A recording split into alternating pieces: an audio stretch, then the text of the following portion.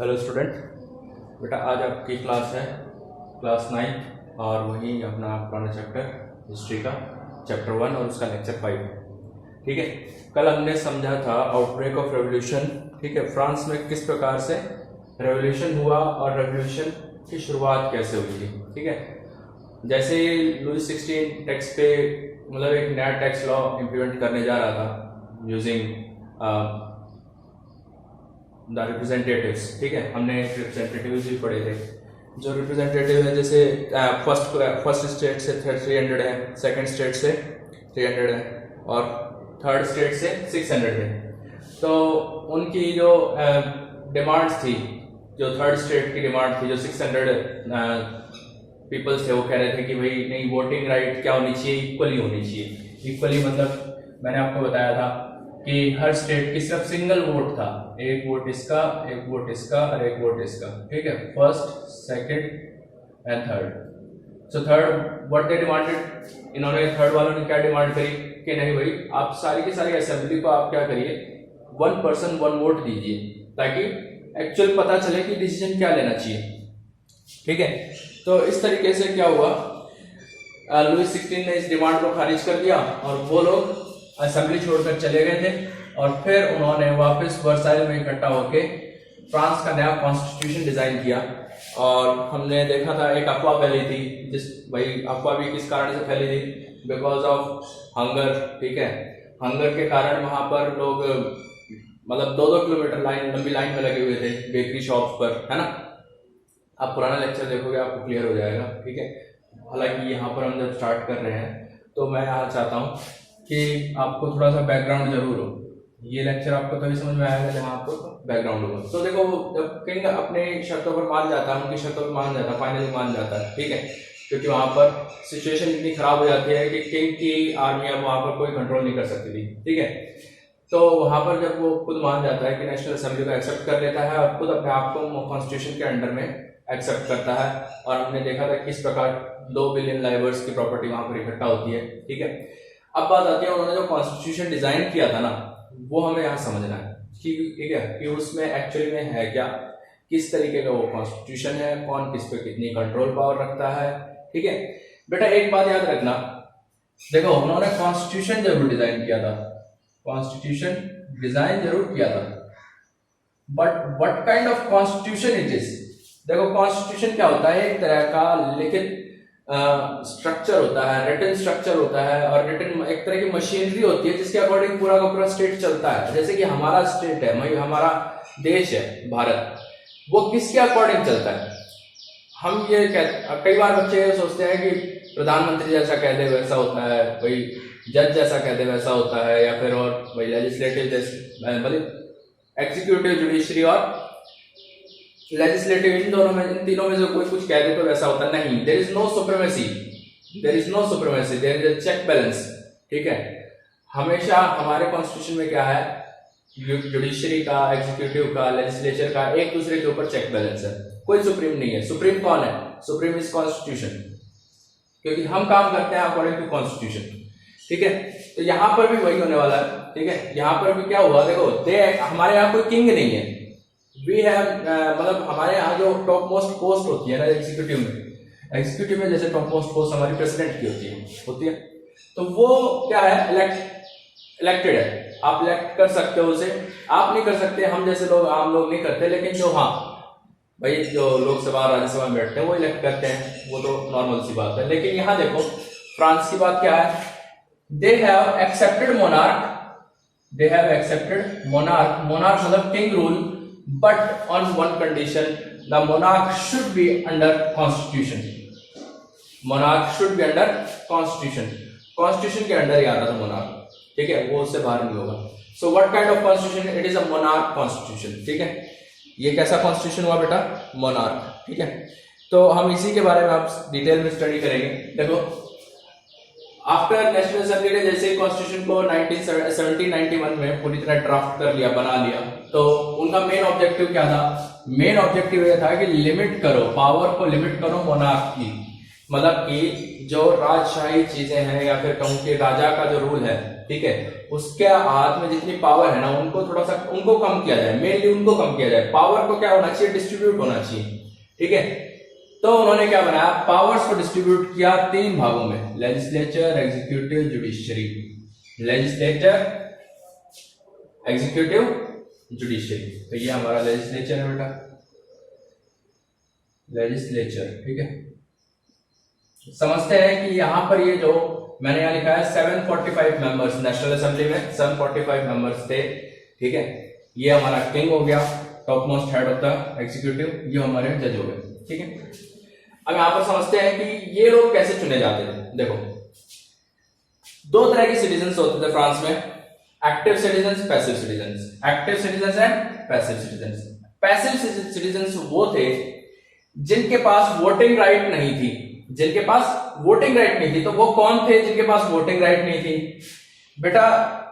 वो लोग, देखो वुमेन्स को तो पहले से वोटिंग राइट नहीं थी, तो वुमेन्स हो गई, चिल्ड्रंस हो गए, and youth below 25 year age, below 25 year age, ये थे अबाउट 3 मिलियन, अबाउट 3 मिलियन, ठीक है। अब आपको समझ में आया होगा, देखो women's, children's, youth below 3 million, ठीक है। तो और क्या था कि no voting right about 3 million people, मतलब अभी देखो 3 मिलियन मेंस के पास वोटिंग राइट नहीं थी। वुमेन्स, चिल्ड्रंस, यूथ को तो हटा ही दिया था, बिलो 25। अब एक्टिव सिटीजन्स कौन थे बेटा?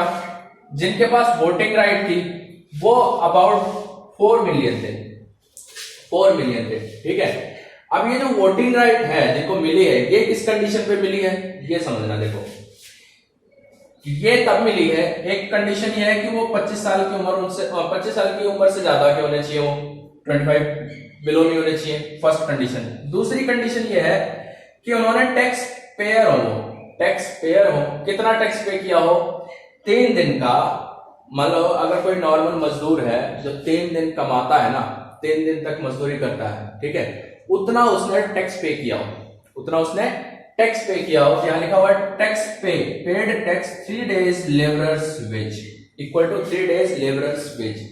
कंडीशन समझ में आई होंगी आपको। देखो पहली बात तो वो क्या होना चाहिए, 25 साल की उम्र से ज्यादा का होना चाहिए। दूसरा वो टैक्स पेयर होना चाहिए, ठीक है, कितना, 3 दिन के लेबर के बराबर, ठीक है।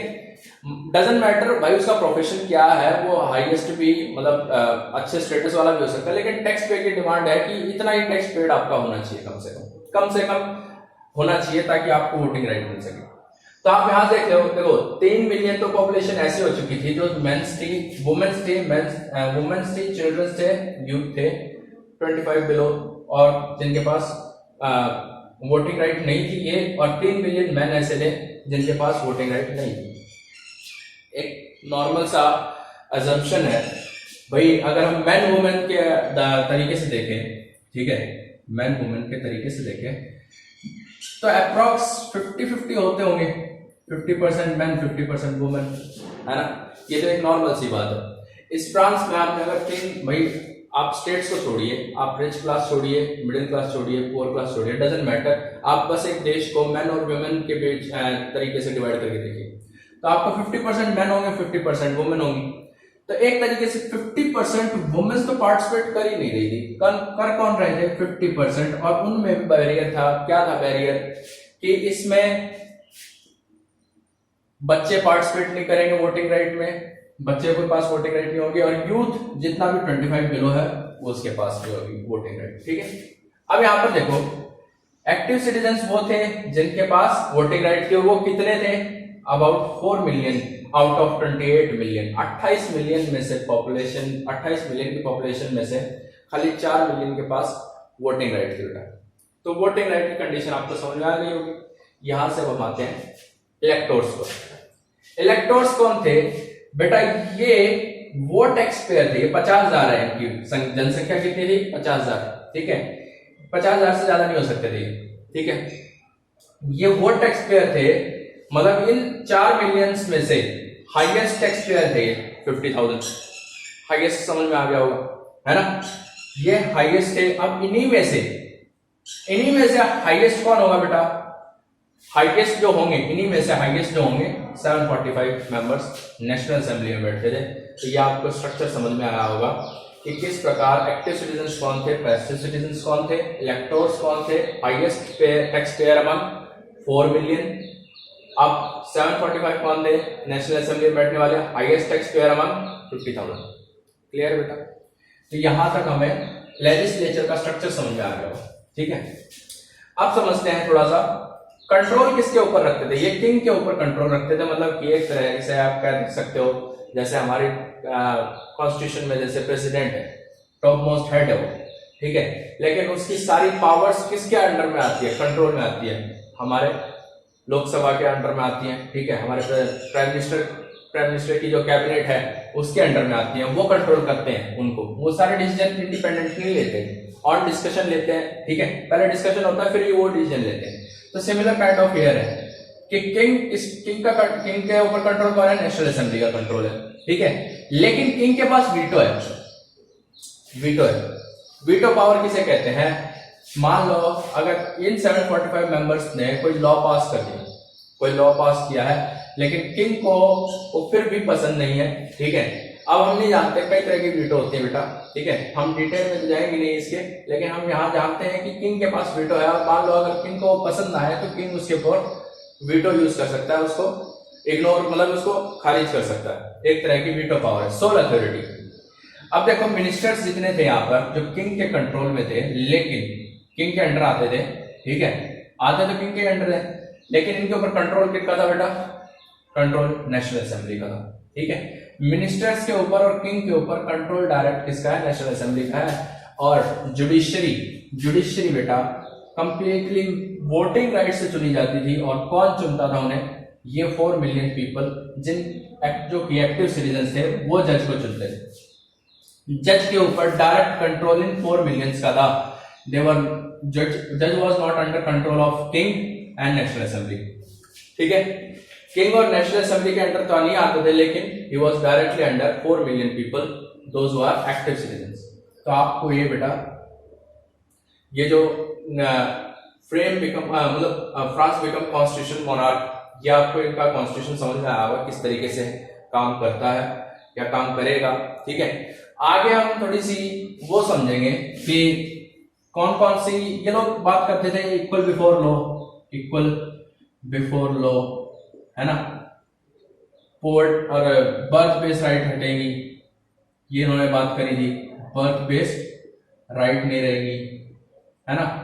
तो मतलब ये चीजें जो है हम समझेंगे अगले वीडियो में। हम थोड़ी सी इनकी जो फंडामेंटल नेचुरल राइट्स है वो देखेंगे कि क्या है वो। ठीक है, तो यहाँ आपको इनका कॉन्स्टिट्यूशनल मोनार्क समझ में आ गया होगा मेरे हिसाब से। ठीक है, आप इसको एक बार रीड आउट करें, इससे कई सारे क्वेश्चन बनते हैं बेटा। एक्टिव सिटीजन्स कौन थे, पैसिव सिटीजन्स कौन थे, वोटिंग राइट होने की कंडीशन क्या थी, ठीक है, 50,000 इलेक्टोर्स कैसे चुने जाते थे, नेशनल असेंबली कैसे थी, ये पूरा स्ट्रक्चर कई बार बोर्ड एग्जाम में पूछ लिया जाता है। ठीक है, किंग के पास वीटो थी, क्या थी, ठीक है भाई, मिनिस्टर क्या किंग के कंट्रोल में आते थे या नेशनल असेंबली के आते थे, तो ऐसे ही पूछ लिया जाता है। तो इस वीडियो में हमने सिर्फ क्या समझा है, स्ट्रक्चर और स्ट्रक्चरल कॉन्स्टिट्यूशन, और ये कह सकते हैं structure of constitution of France. ठीक है, अगले वीडियो में हम इनकी पावर्स देखेंगे जो इन्होंने कॉन्स्टिट्यूशन में लिखी है, नेचुरल पावर्स देखेंगे, क्या क्या नेचुरल पावर्स सिटीजन्स को मिली थी। क्योंकि देखो बेटा यहाँ पर 4 मिलियन पीपल्स को ही वोटिंग राइट है, बाकी 24 मिलियन का क्या, और यहाँ पर 3 मिलियन का क्या, है ना। तो मतलब ये 24 और 3 27 मिलियन पॉपुलेशन तो अभी भी वैसी है। उनके पास क्या राइट्स थी, वो राइट्स हमें समझनी है। ठीक है, क्योंकि ये लोग चाहते थे भुखमरी से ऊपर उठना। ठीक है, एक तरह से भुखमरी से ऊपर उठना। और भाई मोनार्क का जो ये कहते हैं ना फ्यूडल सिस्टम, कि feudal privileges should be ban, है ना। फ्यूडल प्रिविलेजेस क्या है, मतलब कि एक तरह से स्पेशल बिहेव करना है, क्या कहते हैं ये भाई, मतलब फायदा मिलना है एक किस्म से। ठीक है, मतलब फ्यूडल प्रिविलेजेस जो है वो खत्म करना, बर्थ बेस्ड प्रिविलेजेस वो खत्म करना। ठीक है, क्लर्की को इन्होंने हटाया था क्योंकि ये लोग ये चाहते थे कि इस पॉपुलेशन का कुछ हो। ठीक है, तो यहां से हम अगले वीडियो में ये इसी चीज को डिटेल में समझेंगे कि क्या क्या वो नेचुरल राइट्स थी। तब तक आप इसको रीड करिए एंड थैंक यू।